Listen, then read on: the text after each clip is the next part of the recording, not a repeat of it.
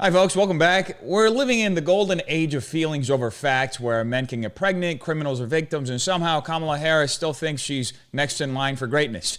It's a time when the loudest voices on the left are less interested in truth than in who can cry hardest on Twitch or YouTube. Which brings us to today's political soap opera. Two former comrades on the keyboard, Hasan Piker and Ethan Klein, finally throwing down after months of passive-aggressive posting and clout-chasing meltdowns. It's like watching a breakup between Karl Marx and a Reddit mod. But this isn't just a petty internet feud.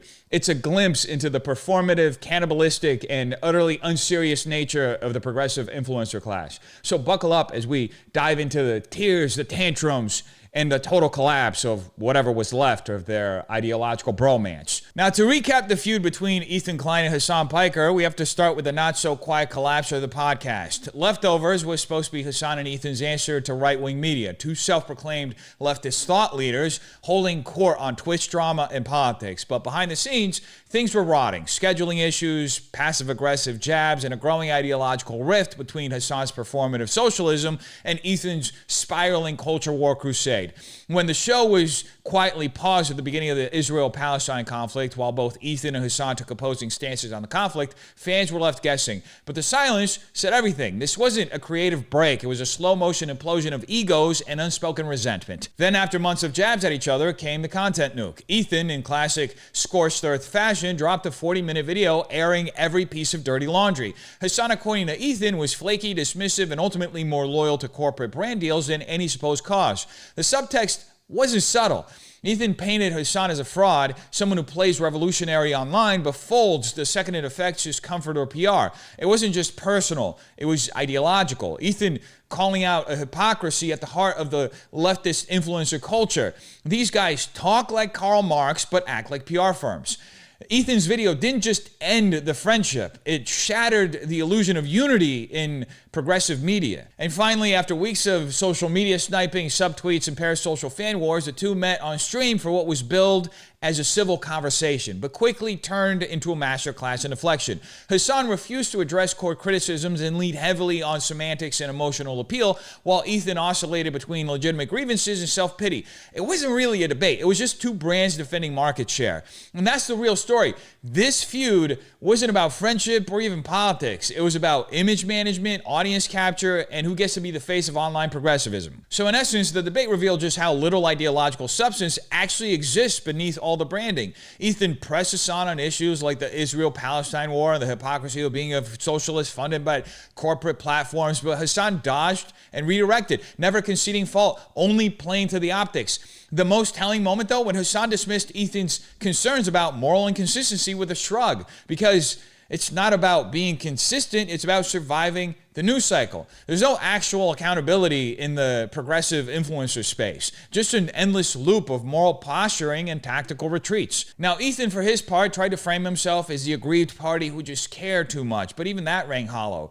In the end, their debate made it clear that Ethan wasn't betrayed by Hasan, he was outmaneuvered by someone who just plays a game better. And in that sense, Hasan made the stronger case, showing that in the world of online progressive political theater, he's a better actor. It's never been more obvious that progressive politics has devolved into a reality show, and the Ethan versus Hasan debacle is just a symptom of a much deeper rot within the Democrat Party. It's all wrapped in clickbait thumbnails and 5-hour live stream meltdowns where grown men interrupt each other like middle schoolers fighting over cafeteria seating. The goal isn't resolution, it's branding. The point isn't policy, it's parasocial loyalty. The debates don't spark civic engagement.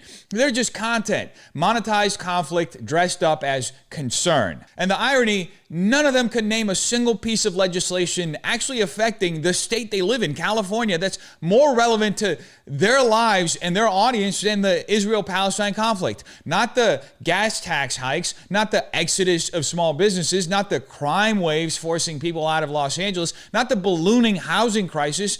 These are two men who live in a state in decline and spend zero time engaging with the political structures around them. Why? Because none of that gets you likes on social media. None of that gets you memes. None of that lets you perform as a morally enlightened messiah to an army of fanboys and fangirls desperate to feel righteous by association. And this is the pinnacle of Marxist hypocrisy. These two men preach solidarity and systemic critique while making their fortunes through platforms built on attention economies and ideological tribalism. They claim to fight for the working class while doing everything in their power to stay emotionally detached from the material reality of the actual working class in their own backyards. When's the last time Hasan went to a city council meeting in West Hollywood? When's the last time Ethan spoke to the people getting priced out of their homes in Culver City? These people don't organize, they just posture. Their politics is pure aesthetic, nothing structural. They wear the trauma of others like a fashion accessory. One minute, it's the Palestinian keffiyeh. The next, it's a social media post about Jewish generational pain. It's all emotional manipulation, a mood board of outrage designed to distract from the complete absence of actual meaningful action. California has become a hellhole, unlivable for the middle class. Entire industries are fleeing. Infrastructure is collapsing. The only thing keeping LA together is duct tape and Uber Eats right now. But sure, let's talk about who posted more Instagram story about the other guy. We're watching the cultural equivalent of a burning theater, and the actors are arguing over who's got the better costume. This debate wasn't a clash of values. It was a business transaction. Drama seen as product, identity as the marketing, and the audience just customers in a moral economy where nothing is ever resolved because resolution kills the algorithm. Now, I think it's never been more evident that this spectacle between Ethan and Hasan is the final boss of progressive virtue signaling. While corrupt Democrats in government cloak their agendas in the language of justice to push collectivist control, these two manufacture outrage not to advance any ideology, but to fatten their own pockets.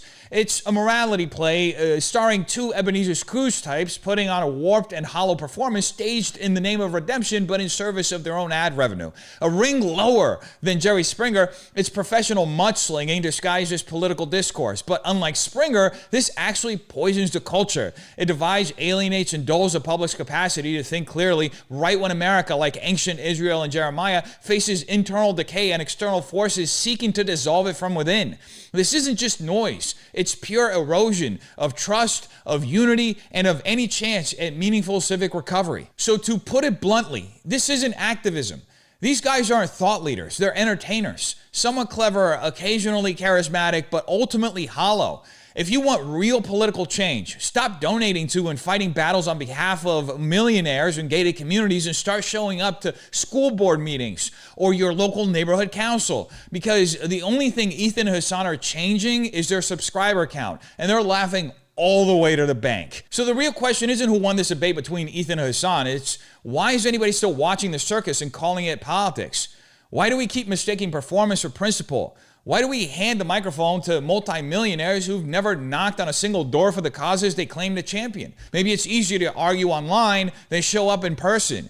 But if we keep treating discourse like sport, activism like branding, and moral posturing like leadership, we're not just failing ourselves. We're helping build the very machine that keeps us divided, distracted, and disarmed.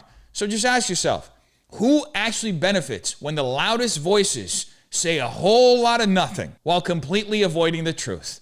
You tell me what you think in the comments down below. Have a terrific day. Peace.